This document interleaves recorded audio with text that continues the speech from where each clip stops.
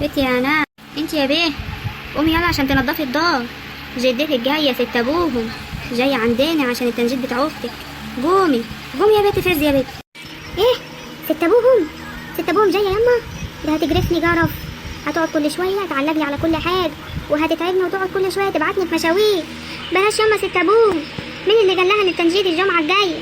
قومي يا بنتي فزي يا بنتي، قومي فزي. اختك عند الخياطه بتجيب بقيه القماش بتاع الفساتين بتاعتها، وكمان بتجيب القماش بتاع التنجيد. مش فاضيه الايام دي، ميمو كانت بتعمل لي كل حاجه. قومي فزي من مكانك، ست ابوهم جايه، ولو لقيت الدار والقاعه تحت مش نظيفه هتبهدلني وهتبهدلك. قومي يا بنتي فزي. يا لهو عليا ست ابوهم، ده هتيجي تبهدلني ومشاوير وهتهاجمك. بنتي يا هناء، بتعملي ايه يا بنتي هنا يا بنتي؟ ايه ده؟ انت بتنضفي القاعة يا هناء؟ ما شاء الله عليكي، ما شاء الله عليكي يا هناء، ده انا مبسوطة جوي جوي. مبسوطه جوي جوي يا ميمو؟ ما انت تنجيدك الجمعه الجايه ولازم تفرحي جوي جوي. انت من الصبح يا ميمو مش في البيت، وامك مطلعه عيني في الجاعه هنا وتقولي نضفيها. اصل ست ابوهم جدتك جايه عشان عايزه تحضر التنجيد. ست ابوهم؟ يا حلاوة يا حلاوة، صدقي يا بنتي يا هناء، وحشتني يا بنتي يا هناء، انا مبسوطة جوي جوي ان هي هتحضر التنجيد بتاعي. يا حلاوة يا حلاوة. انت مبسوطه يا ميمو؟ ده بتطلع عينينا وتقعد تقول لي اخبزي مع امك وتقعد تقول لي نضفي الدار ونضفي القاعه.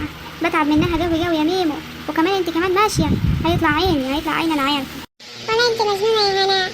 ست ابوهم ست كبيرة ولازم نسمع كلامها، لان هي كل اللي بتقوله لمصلحتنا. عايزانا نتعلم طلبات الدار عشان لما تكبري يا هناء تعملي ببيتك، محدش يقول ان انت ما بتعرفيش يا هناء، وامك مش ربيتك يا هناء. اتلمي يا هناء وما تقوليش الكلام ده على جدتك تاني. منوره الدار والله يا ست ابوهم، منوره يا حبيبتي. انت اللي منوره يا ميمو، انت اللي منوره يا عروسه يا قمر يا قشطه. التنجيد يا بنت الجمعه الجايه، ده انا هرقص وبهدل الدنيا صغيرين. حبيبتي يا جدتي، انا عارفه جوي جوي انك بتحبيني، وعارفه كمان انك هتتبسطي جوي جوي كمان في التنجيد، لاني جبت حاجات حلوه كمان ليكي. جبتلك قماش وعملتلك حاجات جميله عند الخياط، عشان كمان زمان يا جدتي انا ما نسيتش اللي انت علمتهولي في الدار. حبيبتي منورانا. وانت يا بنت، انت ما سلمتيش عليا ليه اول ما دخلت الدار؟ ولا انت عامله زي البغله كده قاعده وخلاص؟ بغله ايه يا ست ابوهم؟ ده انا بحبك جوي، حتى قلتلك ازيك وانت ما ردتيش عليا. وانا مش هرد عليكي عشان انت بغله وملكيش اي لازمه في الحياه يا بنت. قومي فزي هاتيلي فطور، قومي فزي عشان انا ما فطرتش. انا مش عارفه ليه يا جدتي انت ما بتحبنيش، بتقعدي تقولي لميم وانت حلوه وجمر، وانا تقولي لي على طول انت قفشه. مش عارفه ليه انت مش بتحبيني يا جدتي كده، وهفضل عاملك كده طول ما انت جاموسه وما بتعرفيش تعملي اي حاجه في الدار. انا بحب البنت الحركه زي ميمو، اول ما تشوف الحاجه قدامها تقوم وتعملها على طول، ما تستناش ان احنا نتعب قلبنا معاها. طول ما انت جاموسه وهبله كده هتعبك يا هناء لحد ما تكبري وتتعلمي اللي انا علمته لميمو. خلاص بقى يا حاج، خلاص. البت هناء من ساعة ما سمعت ان انت جاية الدار خايفة موت، فخلاص يا حاجة هي بتحبك وهتعملي كل اللي انت عايزاه. اسكت انت يا عبد الله، انا عارفة جلع البنات اليومين دول، وهناء جاموسة وهتفضل طول عمرها جاموسة. بص انا من بدري بقول لها قومي هاتيلي فطور وهي قاعدة مكانها. قومي يا بنت اتفزي يا بنت، قومي يا هناء، بطلي جلع يا بيه. ست ابوه ما بتحبش الجلع ده، عشان كده بتحب ميمو. اول ما بتطلب طلب من ميمو بتجري وتعمله جوام. قومي اعملي لها فطور يا باه. حاضر يا بوي، عشان تعرف كويس ان ست ابوهم ما بتحبنيش، بتحب ميمو بس. امشي يا بنت اتجر يا بنت، امشي اتجر يا عبد الله. خلصت الحاجه بتاعت ميمو؟ ضبطت لها الحاجه بتاعتها ولا لا؟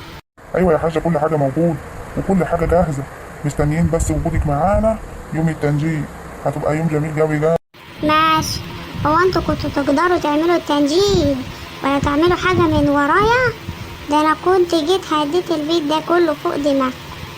واقول لك ايه يا عبد الله، اقفل بوجك شوية عشان بوجك كبير.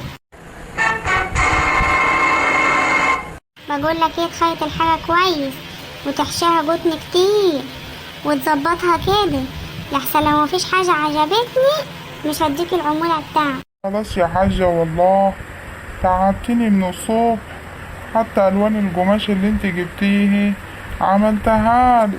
تعبت يا راجل انت لسه عملت حاجة؟ بقول لك ايه، ده بنت الحاج عبد الله، يعني لسه في حاجات هتقوم بيه، لو مش قادر قوم من دلوقتي. انت بتطرديني يا حاجة؟ طب خلاص يا حاجة شوف. خلاص يا حاجة حصل خير، خلاص يا حاج خلص خلينا نخلص. خلاص يا جدتي، هو عمل الالوان اللي احنا اخترناها انا وانت، وكمان شفته وهو بيحشي جتن كتير، انا شفته اطمني. اسكتي يا بنتي يا ميم، انا عارفه الصناعيه من دول عايزين يعملوا اي حاجه ويمشوا، فانا قاعده لك اهو. ألف مبروك يا دي الحلاوة يا دي الجمال، الله أكبر. ألف مبروك يا ميمو، ألف مبروك. عقبالك يا بنتي يا آلاء، عقبالك يا بنتي يا آلاء وتكبري كده ونفرح بيك. كل سنة وأنت طيبة يا حاجة، ألف مبروك. عقبال ما تفرحي بآلاء وتفرحي بأحفادك كلهم.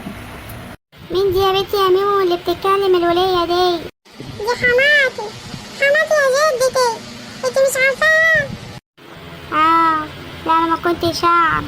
اهلا بيكي يا اختي منورانا.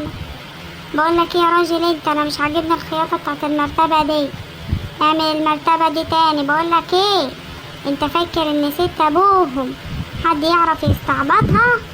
اعمل المرتبه دي. بقول لك ايه، يلا اعمل المرتبه عشان اجيب لك فطور تفطر. حاضر يا حاج، حاضر ما خلاص بقى يا حاج انا بعمل اهو. انت بتقولي ايه يا علاء؟ لا مش هنعرف نهيص ونعمل حاجه النهارده، اصبري اما نيجي من عند الخياطه، لان هي قالت لي تعالي النهارده عشان اشوف بقيه الفساتين. لا انا مش فاضيه خالص، مش فاضيه. لا يا ميمو ازعل مني، تعالي نرقص انا وانت شويه. تعال، ماليش دعوه، هتيجي ترقصي معايا. هي البت دي عايزه ايه يا ميمو؟ عايزه ايه البت دي؟ انا عارفه اللي عندها جلع كده تجلي دم، انا مش طايقاها من ساعه ما جيت. لا مفيش حاجه يا جدتي، ده هي عايزانا نهيص شويه وانا بقول لها انا مش فاضيه خالص. لا روحي هيصي شويه يا ميمو عشان النهارده يوم طويل وانتي مش هتبقى فاضيه خالص، وهتروحي للخياطه وتروحي كذا مشوار. روحي يا حبيبتي هيصي شويه وافرحي يا حبيبتي. انت شايفه كده يا جدتي؟ طيب حاضر، يلا يا هنا، يلا هاتوا البنات ونقف نهيص مع بعضين.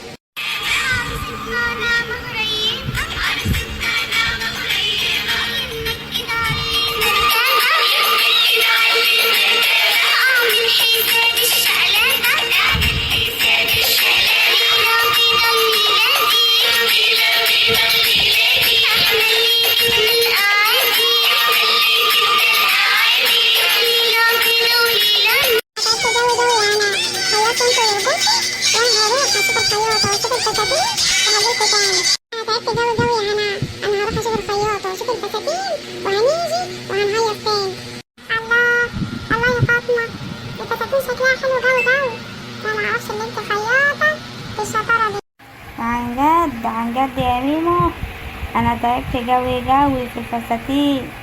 ربنا يا حبيبتي يكملك على خير واعمل لك الفساتين الباقيه ان شاء الله ويعجبوك.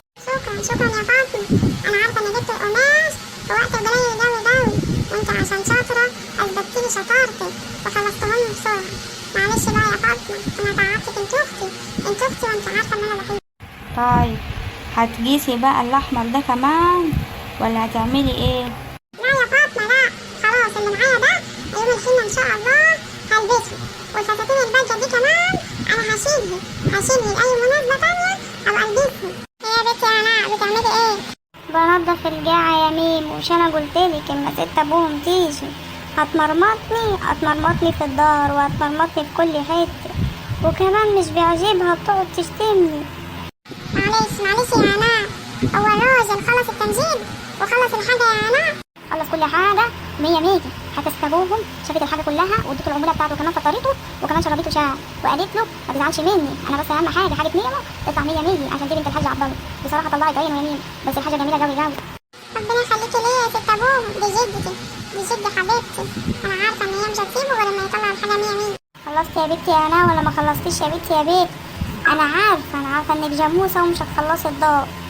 انا عارفه. ايه ده؟ جيت يا بنت يا ميمو؟ طيب كويس. عملت ايه؟ قوليلي يا بنت. ايوه جيت يا جدتي وعملت فساتين شكلها حلوه قوي قوي. البنت فاطمه فصلت لي شويه فساتين حلوه قوي قوي وملحمني، ويوم اي مناسبه تانية. انا فرحانه جدا يا جدتي. طيب يا حبيبتي الف مبروك، الف مبروك يا ميمو، الف مبروك يا حبيبتي. طب وانا يا جدتي مش هتقولي لي اي كلمه حلوه عشان انا خلصت القهوه؟ كلمه حلوه يتحش لسانك، يتحش لسانك يا هناء. اتجري يا بنت روحي اخبزي العيش اللي انا قاعده من الصبح بعلمك فيه. مش يا بنت اتجري. طب انا بقى مش هعمل حاجه، بدل انا على طول وحشي فانا مش هعمل حاجه بقى. مش هتعملي حاجه؟ طب انا جايلك بالشبشب. انا عارفه يا اخواتي، انا عارفه. انا هتاخد حته علقه النهارده من ست ابوهم. ده ممكن ست ابوهم تدخلها الفرن هي وتشويها وكمان تحمرها بدل العيش. ما تنسوش بقى تعملوا لي لايك واشتراك في القناه وتقولوا لي الف مبروك، لان الجمعه الجايه الحنه بتاعتي. سلام عليكم.